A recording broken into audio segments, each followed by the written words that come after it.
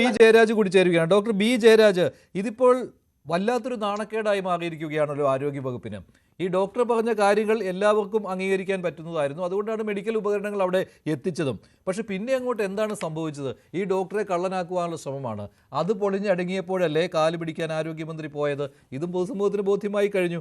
Doctor അവസാനം വഴങ്ങി. ശരി, ഇനി ഞാനൊന്നും പറയുന്നില്ല. അദ്ദേഹത്തിന് തോന്നിക്കാണും വെറുതെ ഇരുന്നാൽ മതി, ഇനി എന്തിനാണ് വെറുതെ പൊല്ലാപ്പ് പിടിക്കുന്നതെന്ന്.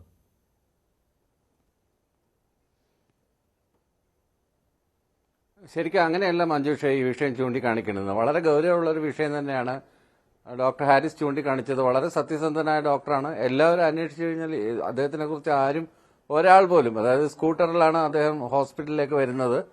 ഇന്ന് പണ്ടത്തെ കാലത്ത് പഴയ ഡോക്ടർമാർ സൈക്കിളിൽ വന്നിരുന്നു എന്ന് പറഞ്ഞതുപോലെയാണ് ഇന്ന് ടൂ വീലറിലൊരു ഡോക്ടർ, അത് പേര് കേട്ട ഒരു ന്യൂറോളജിസ്റ്റ് വരിക എന്നൊക്കെ പറയുന്നത്. അദ്ദേഹത്തിന്റെ ക്രെഡിബിലിറ്റിയിലൊന്നും ആർക്കും സംശയമില്ല. അദ്ദേഹം ആത്മരോധനം കൊണ്ട് പറഞ്ഞതാണ്. അവിടെ ചില സിസ്റ്റം ഫെയിലർ ഉണ്ടായിട്ടുണ്ട് എന്ന് ചൂണ്ടിക്കാണിക്കുകയാണ് അദ്ദേഹം ചെയ്തത്. പക്ഷെ അദ്ദേഹം പറഞ്ഞത് അത് ഗവൺമെന്റിനെതിരെ അല്ലെങ്കിൽ മന്ത്രിക്കെതിരെ അല്ലെങ്കിൽ ആരോഗ്യവകുപ്പിനെതിരെ അല്ല അദ്ദേഹം ഉദ്ദേശിച്ചത് അവിടെ ഉണ്ടായിരുന്ന സിസ്റ്റത്തിന്റെ തകരാറിനെ കുറിച്ചാണ്. ആ സിസ്റ്റം എന്ന് പറയുന്നത് ഹോസ്പിറ്റൽ ഡെവലപ്മെന്റ് അതോറിറ്റി, പല ആളുകളല്ലേ വർക്ക് ചെയ്യുന്നത്. ഹോസ്പിറ്റൽ ഡെവലപ്മെന്റ് അതോറിറ്റി എന്ന് പറയുന്ന അല്ലെങ്കിൽ ഹോസ്പിറ്റൽ ഡെവലപ്മെന്റ് സൊസൈറ്റി എന്ന് പറയുന്ന അവരാണ് വർഷാവർഷം, അതായത് ഒരു വർഷം മുമ്പേ നമ്മൾ പ്ലാൻ ചെയ്ത് സാധനങ്ങൾ കൊടുക്കണം, പർച്ചേസും കാര്യങ്ങളും ഒക്കെ ചെയ്യുന്നത് ഈ ഹോസ്പിറ്റൽ ഡെവലപ്മെന്റ് സൊസൈറ്റിയാണെന്ന് എല്ലാവർക്കും അറിയാവുന്ന കാര്യമാണ്. അങ്ങനെ ഈ ഹോസ്പിറ്റൽ ഡെവലപ്മെന്റ് സൊസൈറ്റിയിലുണ്ടായ ചില ക്രമക്കേടുകൾ, ചില ഫയലുകൾ നീങ്ങുന്ന ഇതാണ് 10 വർഷം മുമ്പ് ആരോപണം. അതായത് പിണറായി വിജയൻ അധികാരത്തിലേറുമ്പോൾ, ഈ സർക്കാർ അധികാരത്തിലേറുമ്പോൾ, ആദ്യത്തെ തവണ അധികാരത്തിലേറുമ്പോൾ അദ്ദേഹം പറഞ്ഞത് ഓരോ ഫയലുകളും ജീവനുള്ള മനുഷ്യന്മാരാണ് എന്ന് ഓർമ്മിപ്പിക്കാൻ കാരണം ഒരുപാട് തെളിവുകൾ പിന്നീട് എല്ലാവർക്കും അറിയാം. അതൊക്കെ വെറുതെ വീൺവാക്കായിരുന്നു എന്ന് പിന്നീട് തെളിഞ്ഞ കാര്യമാണ്. അങ്ങനെയല്ല അത് തിരുത്തണമെന്ന് പറഞ്ഞു കഴിഞ്ഞാൽ സ്ഥിരമായി, അതായത് പുതിയ തലമുറയിൽ നിന്ന് എടുക്കുന്ന ആളുകളൊന്നും അവരുടെ വഴിയെ പോകുന്നില്ല. പുതിയ തലമുറ കൂലങ്കഷമായ ജോലി ചെയ്യുന്നുണ്ട്. പഴയൊരു തലമുറ മുഴുവൻ തലമുറ മാറ്റം വന്നു കഴിഞ്ഞു. ഈ പറഞ്ഞതുപോലെ കേരളത്തിൽ എത്ര ഡോക്ടർമാരുടെ പേരിലാണ് പെണ്ണ് കേസിൽ CPM-കാർ കുടുക്കിയിരിക്കുന്നത്? യാതൊരു അർത്ഥവുമില്ലാതെ അസംബന്ധമല്ലേ വിളിച്ചു പറഞ്ഞുകൊണ്ടിരിക്കുന്നത്. വായി വരുന്നത് എന്ത് വിളിച്ചു പറയാന്നുള്ള രീതിയിലാണല്ലോ. ഏത് ഡോക്ടറുടെ പേരിലാ പെണ്ണ് കേസിൽ CPM-കാർ കുടുക്കിയിരിക്കുന്നത്? അങ്ങനെയൊക്കെ കള്ളനാക്കുമെന്നൊക്കെ പറയുന്നത് അതൊന്നും ചോദിക്കാനും പറയാൻ ആരുമില്ല. ഇതൊന്നും കേട്ടോണ്ടിരിക്കുന്ന ആളുകൾക്ക് ഞാൻ ഡോക്ടറുടെ പേരിലെന്ന് പറഞ്ഞിട്ടില്ല. CPM-നെ വേദനിപ്പിച്ചവരെ എന്നാണ് പറഞ്ഞിരിക്കുന്നത്. വെറുതെ ഡോക്ടർമാരുടെ പേര് പറഞ്ഞിട്ട് സംഗതി വഴി തിരിച്ചു വിടരുത്. ഞാൻ ഡോക്ടർമാരുടെ പേര് പറഞ്ഞിട്ടില്ല.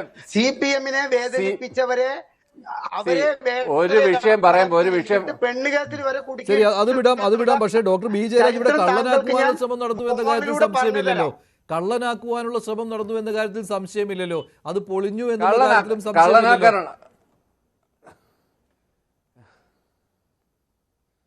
കള്ളനാക്കാനുള്ള ശ്രമമല്ല. ഒരു വിഷയം ഉണ്ടാകുന്നുണ്ടെങ്കിൽ അതിന് അന്വേഷണം ഏർപ്പെടുത്തും. കാരണം ഒരു സർക്കാർ ജീവനക്കാരന് ചില പ്രോട്ടോക്കോളുകളുണ്ട്. ആ പ്രോട്ടോക്കോളുകൾ അനുസരിച്ച് മാത്രമേ പെരുമാറാൻ പാടുള്ളൂ. ആ പ്രോട്ടോക്കോളിന് ഉപരിയായിട്ട് മാധ്യമങ്ങളുടെ മുന്നിൽ വന്ന് പറയുന്നുണ്ട്. അതിനെക്കുറിച്ച് സ്വാഭാവികമായിട്ടൊരു എൻക്വയറി, ഇപ്പൊ X ആയാലും Y ആയാലും Z ആയാലും അങ്ങനെ ഒരു എൻക്വയറി ഉത്തരവിടും. ആ എൻക്വയറിയുടെ ഭാഗമായിട്ട് ചില രീതിയിലുള്ള അന്വേഷണങ്ങളൊക്കെ നടന്നു. അവർ ശരിയായിട്ടുള്ള അന്വേഷണം നടന്നു, ചിലത് മോശമായിട്ടുള്ള അന്വേഷണം നടന്നു. അങ്ങനെ അധ്യാപക സംഘടനയൊക്കെ അതിനെ എതിർത്തപ്പോഴത്തേക്കും അധ്യാപക സംഘടന ഈ അന്വേഷണത്തിന്റെ പോക്ക് ശരിയല്ല എന്ന് മനസ്സിലാക്കുകയും അവർ പരസ്യമായ രംഗത്ത് വരികയും ചെയ്തപ്പോഴത്തേക്കും ഈ അന്വേഷണ കമ്മീഷൻ ഒന്ന് മയപ്പെട്ടു. ഈ അന്വേഷണ കമ്മീഷൻ മയപ്പെട്ടുകയും ഇങ്ങനെ ഫ്രെയിം ചെയ്തിട്ട് കാര്യമൊന്നുമില്ല എന്ന് അവർക്ക് മനസ്സിലായി. ഇല്ലാത്തൊരു കാര്യം, അതാണ് വാസ്തവം നടന്നത്. പക്ഷെ അതിനു മുമ്പ് തന്നെ ഇദ്ദേഹം പറയുന്നുണ്ടായിരുന്നു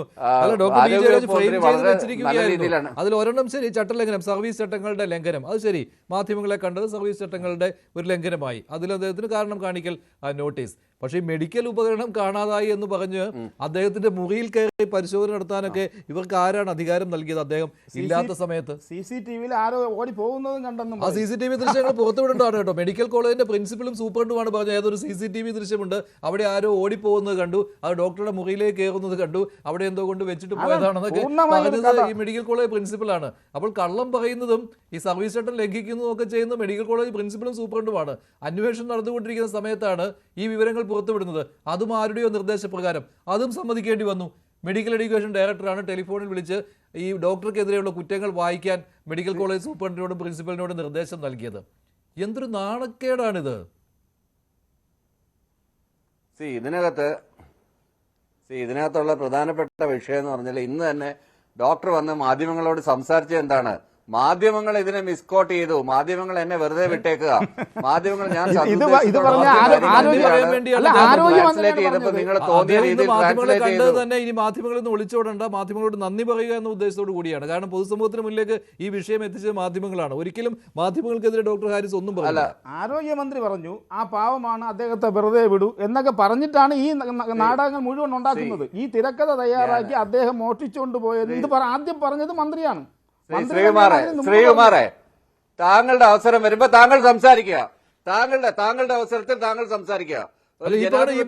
മാധ്യമങ്ങളാണ് ഇതെല്ലാം ഊതി ഉറപ്പിച്ചത് എന്ന് ഡോക്ടർ ഹാരിസ് ഒന്നും പറഞ്ഞിട്ടില്ല കേട്ടോ. അത് ആരോഗ്യമന്ത്രിയുടെ നിലപാടൊക്കെയാണ്.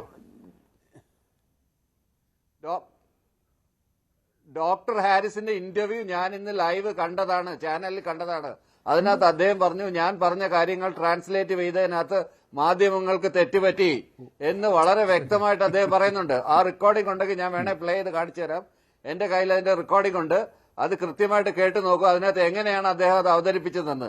എന്നിട്ട് വളരെ പ്രത്യേകത കൂടുതൽ നന്ദി പറഞ്ഞത് അദ്ദേഹം ആരോഗ്യവകുപ്പ് മന്ത്രിയോടാണ്. ആരോഗ്യവകുപ്പ് മന്ത്രിയുടെ പേരെടുത്ത് പറഞ്ഞു, മാഡം എന്റെ അടുത്ത് അനുഭാവപരമായിട്ടുള്ള സമീപനമാണ് സ്വീകരിച്ചത്. ഒരു മാധ്യമപ്രവർത്തകയാണല്ലോ, മുൻ മാധ്യമപ്രവർത്തകയാണല്ലോ ആരോഗ്യവകുപ്പ് മന്ത്രി. മാധ്യമ പ്രവർത്തനത്തിൽ നിന്ന് ആര് രാഷ്ട്രീയ രംഗത്ത് വന്നാലും മാധ്യമ പ്രവർത്തകർക്കൊരു വല്ലാത്ത ആവേശമാണ് അവരെ ഇല്ലാതാക്കാൻ.